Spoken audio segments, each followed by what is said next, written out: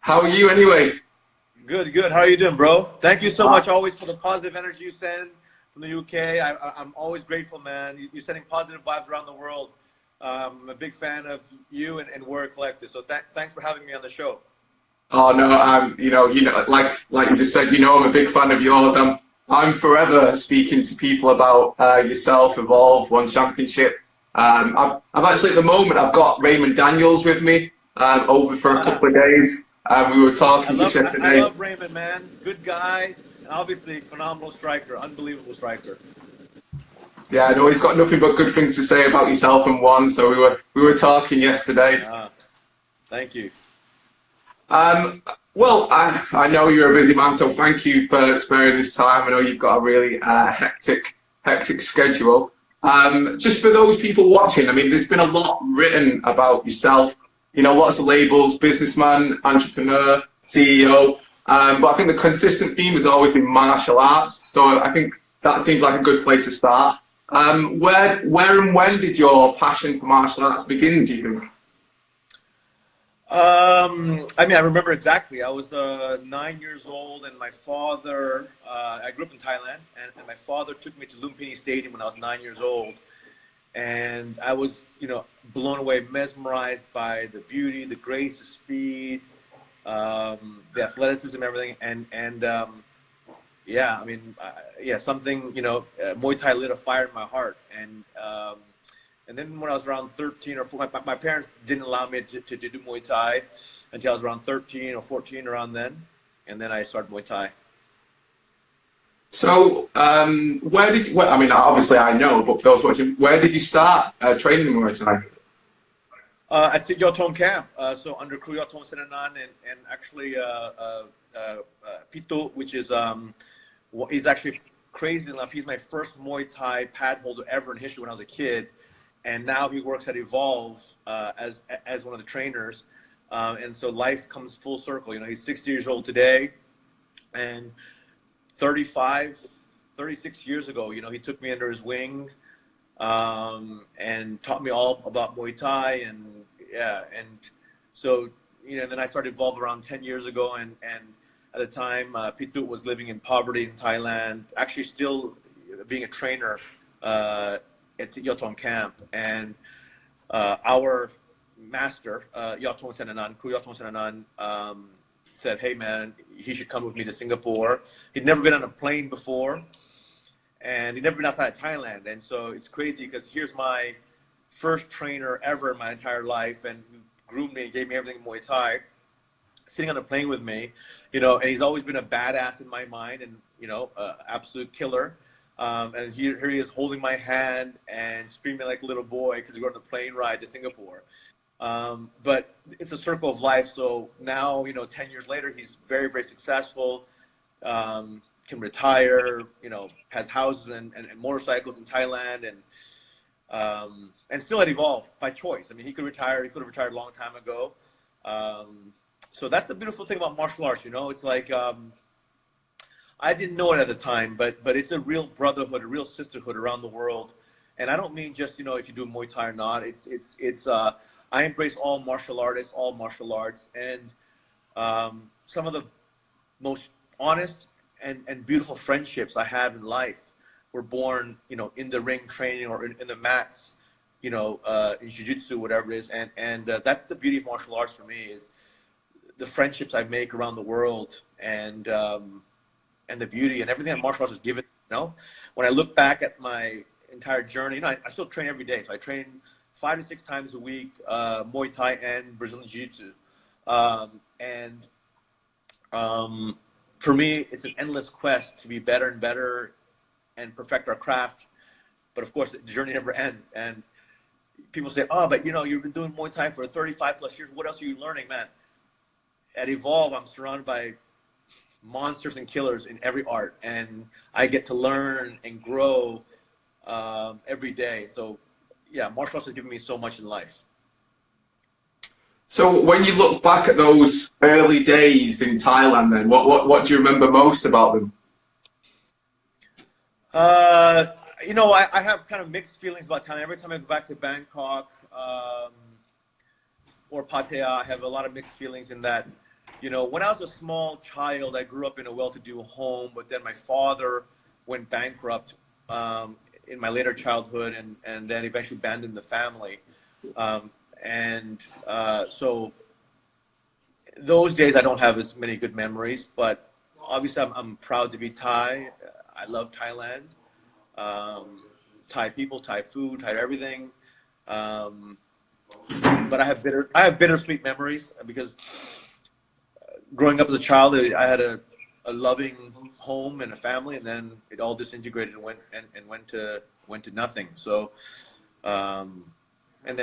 so I have mixed feelings about Thailand. I Memories, mean, you know? yeah. No.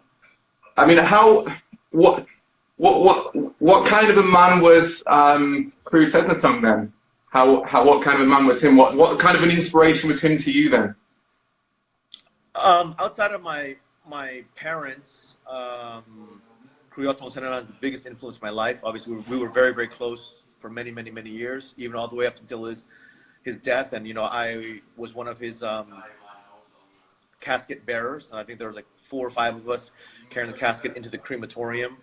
He was a big, big father figure to me. Taught me a lot about, of course, Muay Thai, but more than that, taught me about life people don't realize. People know Kriyotong Senanan or Sityodtong Gym as, the master who produced the most number of world champions in history, Lumpini and Rajadamnern in Thailand. But what people don't realize is what an incredible soul he was in terms of his impact on the world. When I went to his funeral, we were going to cremate his body. Tens of thousands of people showed up from all over Thailand, all over the world, and everyone, literally, it was just an outpouring of love of how much he gave. And he died a penniless man. And for the vast majority of life, he was penniless. But he wasn't penniless because, he was materialistic or because he couldn't make money or any of that. It's because he chose to give all of his earnings, always, to orphans and underprivileged kids, and groom them to become future world champions. And actually, a crazy story, like before he died, maybe 5 or 6 years before he died, he won the lottery in Thailand, $2 million US, which is a fortune in Thailand. And he announced that he was going to give it all away. It's just come to Sityodtong camp to any stranger. And so for days, Sityodtong camp was full of thousands of strangers, and he'd give anything from 500 baht to 10,000 baht to 100,000 baht based on a stranger's needs, on why they needed the money and the story behind it. And he gave all of his money away. And that, I think, symbolizes who he was and what he taught me about life, and taught me about what I want to do with my life. It's not about, life is not, greatness in life cannot be measured by, fancy houses or cars or bank accounts. It's at the end of the day, it can only be measured by the impact you make on other people. And because, the truth is, all of us, we're here on earth for a finite amount of time, and we're all going to die. I mean, I don't want to sound morbid, but it's what we do here in those years that makes a difference. That when we die, how many people have we impacted for the better, whether it's our family, our friends, our community, our countries, and hopefully the world. So I think very deeply about all the lessons that Kriyotong, really ingrained in me as a child, and even as an adult. We would always have these philosophical discussions, even up until the very last days of his death, of his life. I mean, it sounds like such an inspirational figure, and sometimes I guess over in the West, especially martial arts nowadays has become purely the physical and not talking about ethos, philosophy, and really what life's about. And that's one of the big shames I think that I see, because obviously I travel all over to different gyms, and I think sometimes that can sometimes get lost a little bit in some places. Yeah, a big reason why I started One Championship, and a reason why it's very personal to me, is, for me, One Championship is a celebration of martial arts and everything that's beautiful about it. and authentic martial arts. Asia's been the home of martial arts for 5,000 years, and I feel like the West has misportrayed the word of martial arts or the concept of martial arts, and it's not about fighting or blood sport or violence. At the end of the day, my brothers and sisters in the martial arts world, you included, we're artists, and we train for the love of the craft. And through martial arts, all of us have inherited incredible lessons, whether it's our warrior spirit to conquer adversity in life, whether it's integrity, humility, honor, respect, courage, discipline, compassion, so many beautiful lessons from the thousands of hours we've trained. And that's what I want to show. I want to showcase martial artists as heroes to the world, as inspirations to the world, as good role models who shape millions and eventually billions of children's lives, and how they think, how they treat their parents, how they treat each other, how little boys treat little girls. It's not about money. And that's the sad thing I see. It's like in the West, it's become about money at all expense, irrespective of integrity, irrespective of whether you're damaging society, children, irrespective of whether you're, calling out your opponent's religion and family and wife, and just really despicable human being behavior. And for what? For money? Then you're sold out your soul. Then what's the point of life? And I think all of us, we have an opportunity to be an inspiration to our families, to our friends, to our communities, through the power of martial arts, through what martial arts gave to us. And so for me, One Champion is a very personal journey, but I'm super grateful that the martial arts community around the world has rallied behind One Championship, and can appreciate and see the beauty of what we're trying to do. Of course, we have the same old, incredible action, phenomenal technique, the best martial arts in the world, going after gold and fame and fortune. But there's a deeper meaning, and I think the ethos of One Championship, and all of our athletes, we're true martial artists who want to showcase the true beauty of martial arts, so the world can appreciate our art, whether it's jiu-jitsu, whether it's Muay Thai, whether it's kickboxing, submission grappling, karate, taekwondo, whatever the art, at the end of the day, our hashtag One Champion is hashtag We Are One.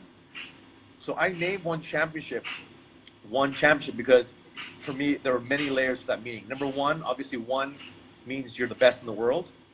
But one also means we are one, like we can unite the world through martial arts and the beauty of martial arts and the heroes and the stories and the values.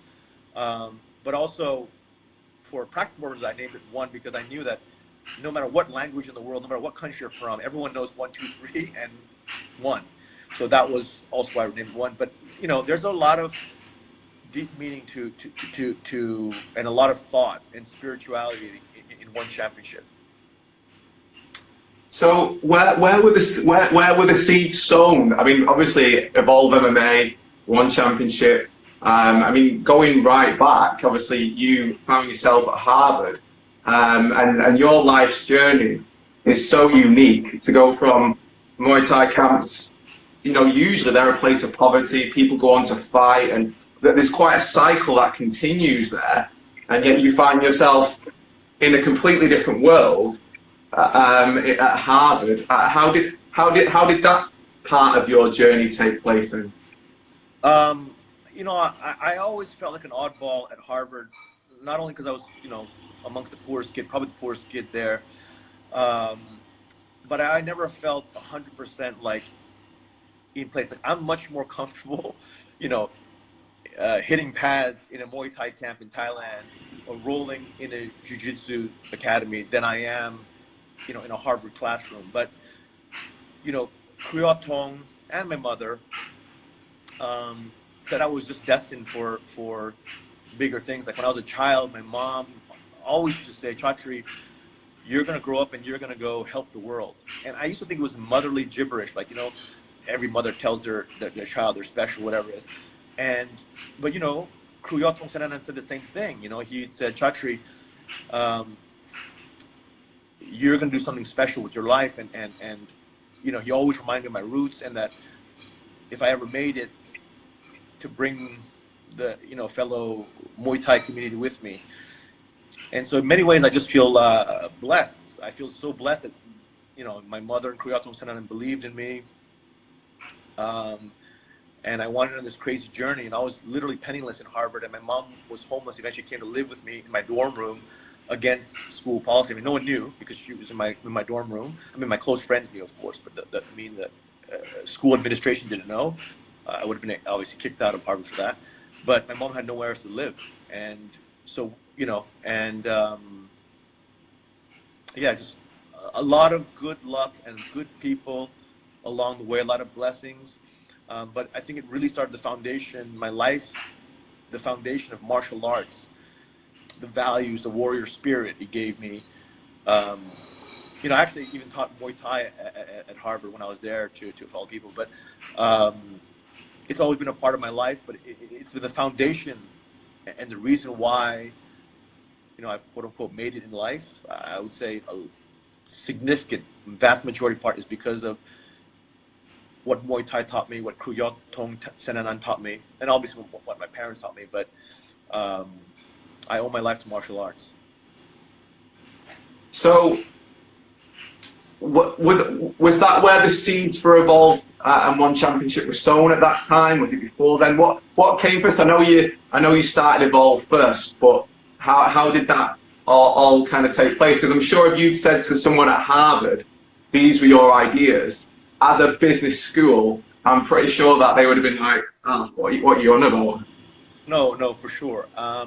So when I was a teenager growing up in Thailand, I saw a lot of beautiful things about Muay Thai, but I saw a lot of ugly things about Muay Thai.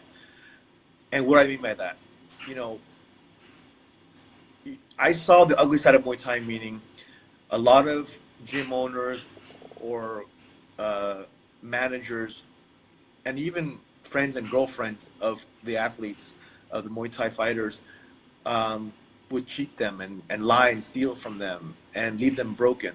And a lot of times, so many stories of Lumpini champions becoming tuk-tuk drivers or night guardsmen for 2,000 baht a month and living in poverty, when they'd escaped poverty through Muay Thai and became champions and made 100,000 baht a night in fighting, and lost it all. And it was just all too common, this abuse, this cycle of abuse. And so when I was a kid, I wrote down my dreams. I remember I was like 17, 18, I wrote down my dreams. And number 3 and number 4 was, I'm going to start a Muay Thai camp one day that truly pays its athletes what they deserve, but also the trainers would not be mistreated, and that they'd have a way to make a honorable living instead of the minimal wages they make today. And so I got lucky in life, and I started my first company with no money, and my mom and I were living on sleeping bags in Silicon Valley on the floor of the office. God bless my mother for believing me, but also sacrificing. I mean, it's embarrassing to be on the sleeping bag on the floor of the office with my mom, starting my first company at night, and the employees, would come during the day. But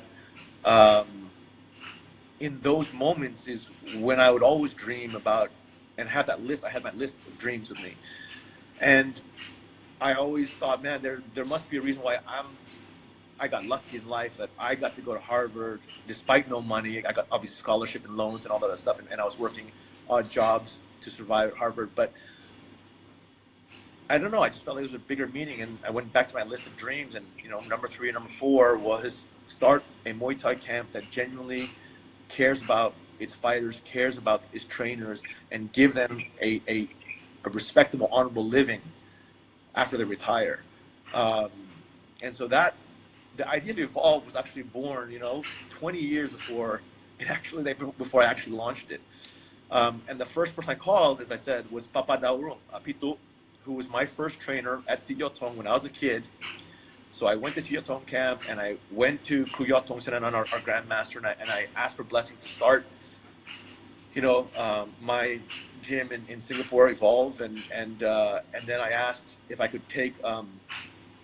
invite Pitu, who's my first trainer, and then also my close training partner, Chatri Sityodtong, who since we were kids, we were training partners, and he obviously is a superstar. And then I brought them to Singapore, and they helped build it from scratch, and I'm really happy because actually, Yodecha, his nickname is Louis, actually now moved to the UK after 10 years at Evolve, earned enough savings, married an English woman, and they just moved back last month.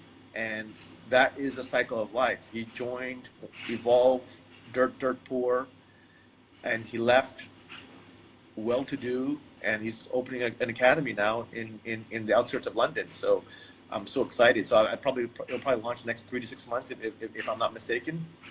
And as I mentioned, Pitu is still at Evolve here in Singapore with me. He's now 60 years old, and to think that it was a dream that I wrote down on a piece of paper when I was a kid, it boggles my mind. But I'm just grateful that I feel like I'm a bridge. My life, because I've been dirt poor before, and I've been now I'm well-to-do, that I am somehow a bridge between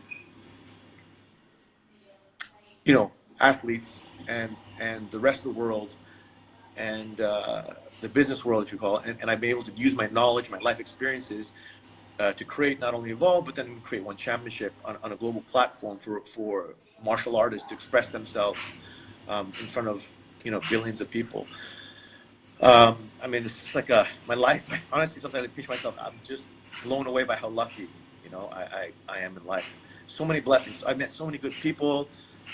Had so many lucky things that happened to me, and obviously the right role models in life and mentors.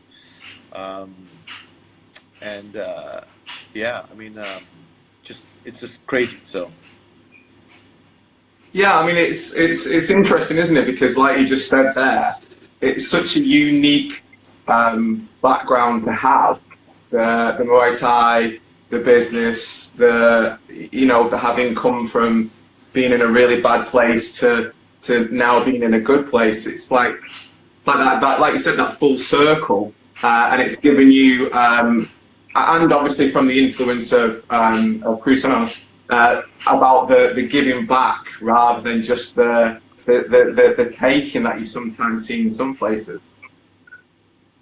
Yeah, like I said, so I was lucky in my journey that,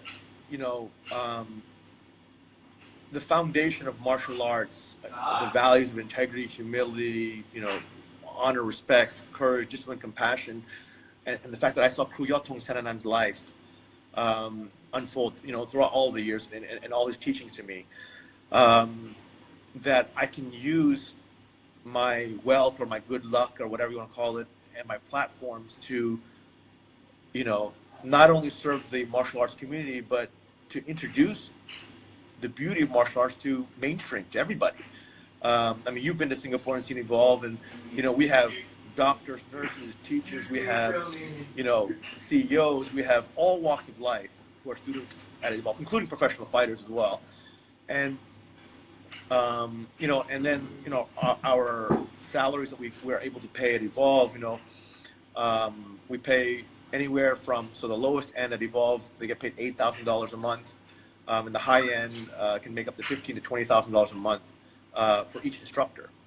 And I know that Evolve, we pay the highest in the world by far for any instructor, and it's because of the mission of Evolve. It's our mission is to unleash greatness in life through the power of martial arts, and whether it's our students, our instructors, our staff, our professional fighters, our world champions, our trainers, and we have a big community outreach program with orphans and underprivileged kids here in Singapore. It's a experience. It's a holistic experience. It's not just about teaching someone to kick or punch, but it's trying to develop and inspire greatness in humanity. Yeah, I mean, obviously, I'm a massive fan of Evolve, and I'm looking forward to coming back in February next year. I'm currently telling a lot of people all about Evolve, and hoping to show them, just like everything that you just said, how amazing it is. And like I said, I'm a huge fan of what you've done with Evolve. I think it's a phenomenal place with phenomenal people, and I still to this day still speak to some of the people that work there on quite a regular basis. So I know, you know, how great the people there are, and you know, obviously what you've created. Evolves a kind of legacy for you now. Well, one of your legacies in being such a unique place in lots of ways. Like you said, it's not just one thing. It's hard really, because I think unless you've been there, it's hard to kind of really, you know, understand, you know, just what it is. Yeah. Yeah, I agree. You know, people think it's a gym, or, you know, and they see many other gyms, but, you know, Evolve is really a community. It's really a family of friends and great people, whether you're a world champion, whether you're an elite professional fighter, whether you're a doctor, nurse, a teacher, CEO, our staff, our community outreach program, as I said, with orphans and underprivileged kids. It's really a platform and a community of just like-minded people who want to do good in the world. And again, when I trace back to everything, it's literally Sityodtong's teachings to me, you know. But I'm able to do it at a bigger scale only because I got lucky in life. I just happened to go to the right school, or get into the right school. I happened to, you know, get the loans and the odd jobs to be able to graduate, and use that knowledge I learned, you know, at Harvard Business School, and apply it to something that I truly love and believe, and do good in the world, as opposed to, you know, maybe, you know, they say knowledge is power. It is, but you can use that in the wrong way, and you can use it in the right way, you know. So going back to one championship, I mean, obviously that was such a bold vision. How did you even start on that process? How did that even go? Well, you know, I mean, obviously, you know, I've been doing martial arts for all my life. I train, as I mentioned, I train almost every day still. So I've always wanted to live my life 100% of martial arts, you know, and Evolve gave me that opportunity. But then I saw again a huge opportunity out here in Asia. Every region of the world has several multi-billion-dollar sports media properties, right? So in the US, NFL, NBA, Major League Baseball. Europe has EPL, F1, Champions League. Asia had nothing. But Asia is a whole martial art for 5,000 years. And I saw the West misrepresenting martial arts as this blood sport of violence and vulgar thing.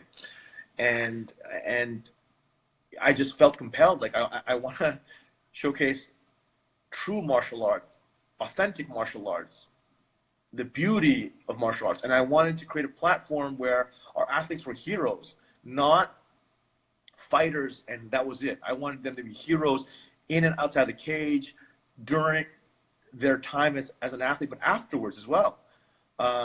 You know, and so I just idealistically created this platform, and, you know, brick by brick, we're now in 145 countries. Actually, our last Manila event just a few weeks ago hit 43.1 million viewers. Wow. Around there, 43 million viewers. And our numbers are just exploding off the charts. When I think about just 4 years ago, our total online video views, digital video views, was around 300,000 for the full year, you know, 4 years ago. And then this year, we're at 8 billion. But the numbers just keep growing every week, so we'll probably exceed that by year end. Like, the numbers are just staggering. And so I feel like, man, the world, I guess, is telling us that they really love the positive energy that our heroes send out, the beautiful artistry, the craftsmanship,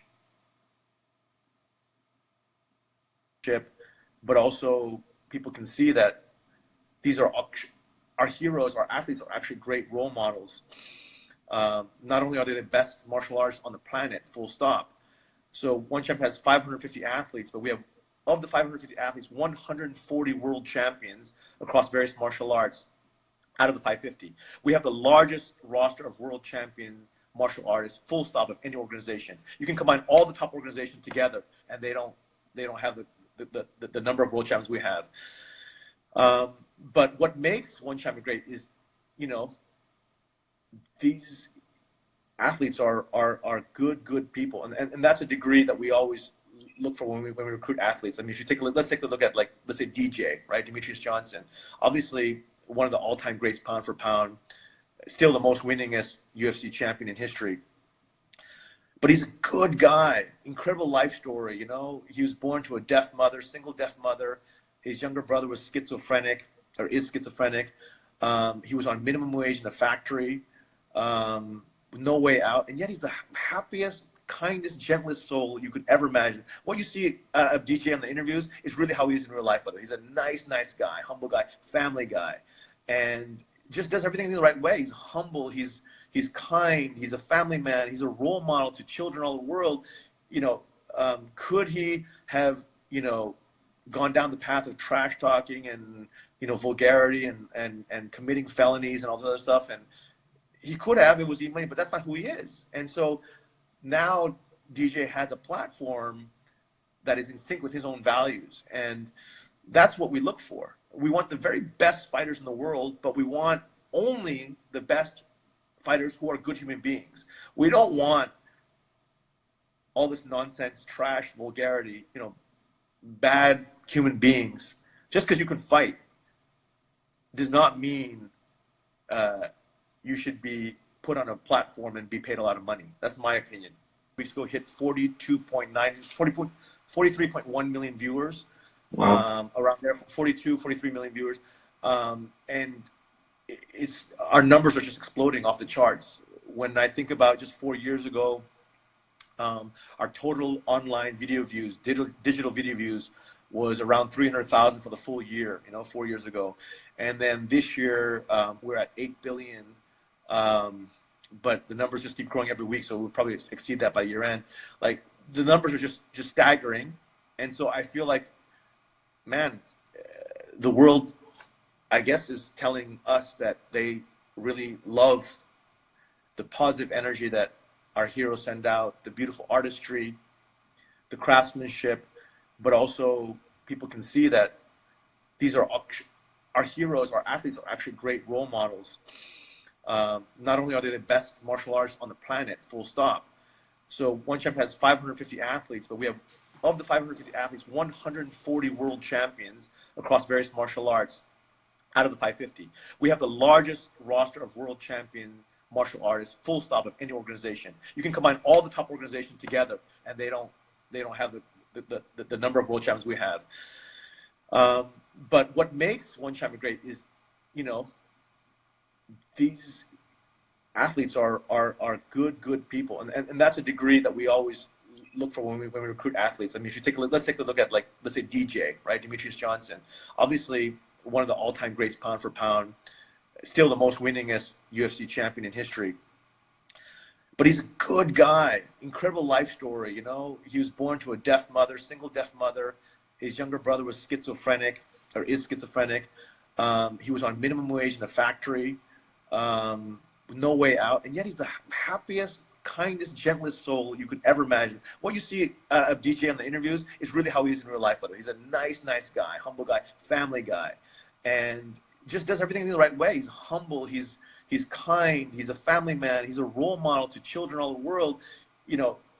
Could he have gone down the path of trash talking and vulgarity and committing felonies and all this other stuff? And he could have. It was easy money, but that's not who he is. And so now DJ has a platform that is in sync with his own values, and that's what we look for. We want the very best fighters in the world, but we want only the best fighters who are good human beings. We don't want all this nonsense, trash, vulgarity, bad human beings. Just because you can fight does not mean you should be put on a platform and be paid a lot of money. That's my opinion.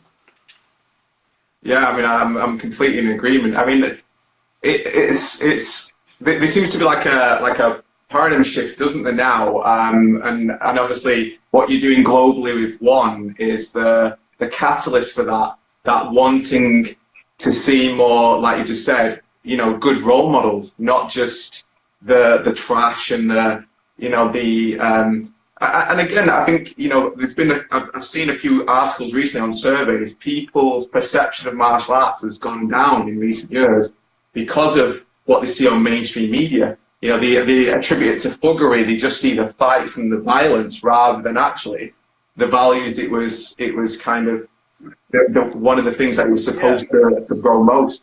No. You know, do you know why millions of parents across Asia send their kids to martial arts schools? It's not to learn fighting or violence. It's to learn discipline, humility, honor, respect, work ethic. That's why across the entire continent of Asia, okay? And again, you know, martial arts for me is Asia's greatest cultural treasure and exported throughout the world. And I just feel, you know, there's irresponsible or people who just don't, or businessmen who don't really understand what martial arts is about and glorify the violence and the hatred and the anger and espouse, you know, criminal behavior and still put them on the main card and like just really crazy stuff that shows me that they don't know what real martial arts is about. And if, you know, I always say, you know, is if money owns you, you will do anything for money. Cheat, lie, steal, felons, whatever. You'll trash talk, you'll destroy all values. You don't care about your impact on society, on the world, on children, because money owns you. But if you own money, then you will live your life in a way, a much more thoughtful way, because you'll use your money to help the world. You'll use your position of power or your position of, you know, luckiness as an athlete or as a businessman or as a platform to do good in the world. I genuinely believe that. But if you're owned by money, if money owns you and money is your all in, you know, all in and then be all, you will do what some of the Western companies do, you know, or Western athletes do. They'll do anything for $1. That makes you no different. Honestly, that makes you no difference than a street thug, you know, who lives a life, you know, a criminal. There's no difference. I think, yeah, that's my personal belief. Yeah, and I think that's the thing, isn't it? Sometimes when you get people who are involved in running martial arts who have never done martial arts and they're just seeing it from a business point of view, and like you said, money's their god, then obviously they're willing to, you know, do things that someone who's come from that martial arts background would never do because it's against their core beliefs and ethos. Right. That's exactly it. You know, like I didn't spend thousands of hours, you know, decades training in martial arts to see it trashed by people who don't really know martial arts. And, you know, there's quote unquote fighters who say, I've dedicated my life to martial arts. But if you really are a martial artist, you would truly understand the deeper meaning of martial arts. And it's not, again, how a lot of Western athletes showcase it. I mean, I don't want to blanket out. There are incredible role models out there in the Western world. I'm talking about the handful that happen to be super famous and are just despicable human beings. You know, I just, yeah, there's no other way to put it, right? And, you know, I didn't learn martial arts to beat up a 60-year-old man. You know, I learned martial arts to defend against bullies, to better myself as a human being, not to use my power against a helpless person. You know, there's just we live in a crazy world, man. Like people get rewarded for that. I don't understand it. Yeah, it's one of the negative aspects of I suppose the internet and social media is it's unfortunate that the things that are sometimes not what you'd want are the things that seem to go off and skyrocket and give people the wrong impression of, you know, of what's going on. I mean, with One, like you said before, the growth has been so exponential and it continues to evolve, you know, and that's the thing I think when you make a post and I'm like, whoa, wow, that's, you know, you keep raising that bar, and it's like, thank you, bro. You know, it's, yeah, but it's true. It started off, you know, adding different rule sets, hydration, weight cutting, respect, ethos. I mean, where does it end? I mean, that's the thing is where is it going? You know, what do you think the future holds? What's in your head? Is it already gone past? So in terms of pure viewership numbers, we are much, much larger than any other promotion in the world. People don't really recognize that, don't really understand that. You can take the other two global promotions and add their viewership up, and our viewership per event is much significantly larger, multiple times larger than theirs. And so I think over time, you will see one championship have a bigger and bigger impact, not only on the martial arts community, but a bigger impact on mainstream society and the perception of what mainstream thinks about martial arts and martial artists. And I always say, one champion, we're genuinely just at the very beginning of the story. When people say, wow, man, it's $1 billion property, blah, blah, blah. Like for me, honestly, it's just the very beginning. It's just, we haven't even scratched the surface of the potential of one championship and what our athletes can do and what the company can do and what my team can do in terms of making a positive impact on the world and unleashing real life superheroes who ignite the world with hope, strength, dreams, and inspiration. We're just at the very beginning of everything. I mean, when I opened it out to questions to ask you, a lot of them were obviously things like, questions about one championship, like what's one's plans for Europe? Are one championship going to do something for young athletes? And I was like, well, these are all great questions, but I guess for you've got, I don't know, you've always, when we first met years ago, I've always had that impression that you've got a plan that is taking place. Yeah. So yes, I mean, we just opened our European offices in Italy as our launch pad for Europe. Definitely signing more and more European athletes, and definitely want to eventually go to places like UK and the rest of Europe. It's a truly global property now. Again, we're in 145 countries. My media rights team is looking at broadcast deals, in the UK and across Europe. I believe we're in Germany and Switzerland and Netherlands and Italy and a few other European countries already. But again, like I said, we're at the very beginning. Our plan is to go from 145 countries to 196 countries in terms of our broadcast footprint. So we're going to be on TV, free-to-air TV, paid TV, digital, social, etc., in the entire globe in the next 3 years. And we look at our viewership numbers, and this year we exceeded 40 million viewers twice. I expect next month, knock on wood, that we'll finally exceed that magic number of 50 million, and then keep growing from there. Like 50 million is nothing. It's still nothing. I mean, despite sounding big, Asia's 4 billion people. There are 2 billion viewers in the same time zone in Asia, and then the rest of the world that enjoys our content. Because I know we're starting to get a big fan base out of the UK, and so it's just everything's just starting, literally just starting. So I mean, going back to you then. I mean, I know you touched on it earlier. With regards to your martial arts, what do you still enjoy about you? You said you're still training. What do you still get from martial arts and on a personal level? Well, obviously, so I train about 2 hours a day. So typically 1 hour Muay Thai and 1 hour of Jiu-Jitsu.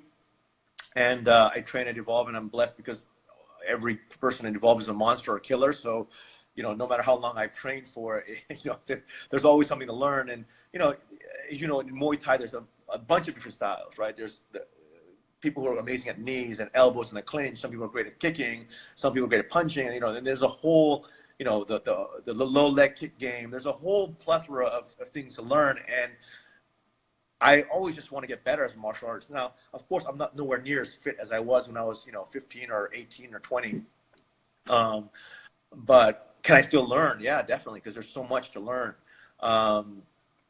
And even my jiu-jitsu journey, there's just so much to learn. I mean, I get to learn with black belt world champions every day. It's just incredible, right? So, and honestly, today, through the good, bad, and ugly days of my entire life, the happiest moments of every day were training, because I was in an environment where social status, money, titles, what you do for work, your bank account means jack shit. And I'm training, doing something I love with people who are on the same journey as me. And there's a purity of friendships that develop, And some of my lifelong friends are all martial arts that I literally grew up with at Sityodtong camp in Thailand. And even now, so it's vast majority of my friends are all lifelong martial artists with me, and there's a purity, that I think you don't get anywhere else. Like in every other aspect, when you step outside of a martial arts school, so even to this day, training is the happiest part of my day. So, when obviously you've come so far with it, it's like a bit like Alexander. What worlds are left to conquer? You've just launched esports, haven't you? What have you got any other projects now to that's going to tie in with what you're currently doing? Yeah, so people don't realize that esports is huge in Asia. Here, there's 2 billion gamers, and we did a bunch of surveys on our fan base in Asia here, and 70% of One Championship fans also are into gaming, and so that's why we said, look, we can create a whole new ecosystem around gaming and esports as well, and merge the two. And so, I'm really excited for our October 13th event, but that whole week is, World Martial Arts Week in Japan. And we're going to have the best Street Fighter teams, the best Tekken teams, and then alongside the very best martial artists, obviously in action.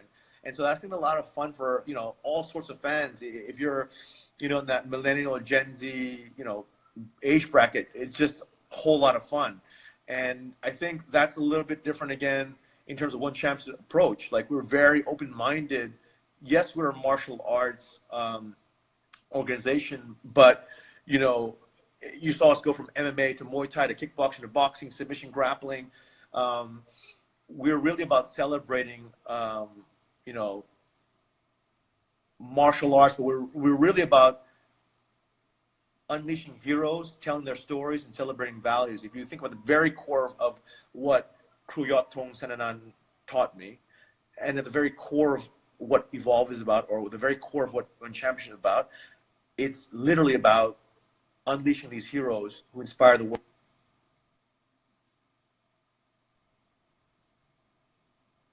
So you've got a Tokyo event that's for the first time ever a dual card. How excited are you about that one?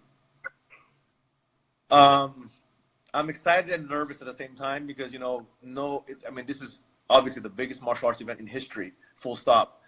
No one's ever attempted 2 full world-class cards with world championship bouts, literally, 12 hours of action on 2 separate events. I mean, it's crazy to think about that. We're going to be broadcasting live in our morning event around to the whole Western Hemisphere, and then our evening event to the whole of Asia. Obviously, we're going to break viewership records on both sides of the fence. But so obviously, my team we're all nervous. Can we pull this off? Obviously there is a part of it like, shit, man, we got to pull this off, and obviously we have so many amazing, with world title fights, world Grand Prix final championship fights. We got something for everybody, like kickboxing, Muay Thai, MMA. We just got, something for everybody, the best martial arts in the world, descending upon Tokyo. And with a broadcast to 145 countries live, it's going to be insane, And obviously, we'll be live in America on TV for the first time on TNT on Saturday night prime time in the US. So that's also really exciting for me. So, you talked before about obviously creating superheroes, and you're obviously, through yourself and through the athletes and One Championship, inspiring a current generation around the world. How these people watching who want to be the future superheroes on One Championship, what's the best thing they can do to achieve that aim, do you think? Well, we look when we recruit athletes. So we scour the globe. We have scouts all over the world, and we look at 10,000 athletes a year, and we give out 50 offers only. And we have a few criteria, 3 buckets. First criteria is, we do research around the person. Is this a good human being? Is this a good role model? Is this someone who eventually, when she or he has this big platform, will they use it for good? The second criteria, equally of importance, is what are their world champion credentials? Can they be a world champion, in One Champion in the future? We look a lot about their athleticism, their skills, their technique, their current credentials. And the third, obviously, we look at their marketability. You know, it's their life story, their looks, their personality, anything that makes them unique, they're special. And when you have those three things, you know, they're good human beings, they're world championship material, and they're highly marketable, then it's very easy for us to use our platform and build them into a global superstar. And so, you know, at the end of the day, I want the very, very best martial artists on the planet to join One Championship. I want to be their partner in each other's success. And I want them to use One Champion as a platform, as their voice to make this world a better place. Again, whether it's your family, your friends, your community, your countries, you can inspire entire countries, and hopefully the world, you know. One day I hope that one of our athletes becomes like Dwayne "The Rock" Johnson, you know, as big as that, you know, and that's the platform we've created and hopefully launching this. So again, like, you know, why are we all on this planet? Are we here just to, you know, bide time and chase the dollar at the expense of everything and anything? Or are we here to be useful, to use our gifts in a way that genuinely helps people and makes an impact on millions and eventually billions of lives? You know, martial arts is a beautiful, beautiful cultural treasure, and martial artists, to me, you know, like, honestly, getting into a cage, getting to a ring is the hardest thing in the world. The conditioning, the mental strength, the every aspect, right? And it's the toughest sport in the world, no matter what you say. And our athletes deserve to be treated as heroes. So that's all. Literally, that's what drives me every day. So, I mean, obviously, what's your, coming up to the end of this now, what's your personal goals going forward now? What do you want your legacy, your personal legacy to be then? I think when I think about it, I just want to be known as a good person, who did his best to do good in the world. You know, so whether, you know, my family thinks that way, my friends, my community, you know, I don't really think more than that. You know, as long as I live my life in a way that I've been able to use my opportunities, my lucky gifts, my blessings in life, and use it for good, that is how I want to be known for, I guess. You know, just as someone who did good, tried to do good in the world. Well, I think you're doing an amazing job of changing the world one step at a time. And then, like you said before, it's funny how people see the big things, but the small things create their own ripples. You know, when you brought the instructors from Thailand and changed their story going forward, and then they impact on other people, and you know, where does it end when you make that positive change? Yeah, I mean, and all of us can be a part of it. That's a beautiful thing. It doesn't have to be on some grand scale. It starts off with trying our best to be a good son, a good brother, a good sister, a good friend.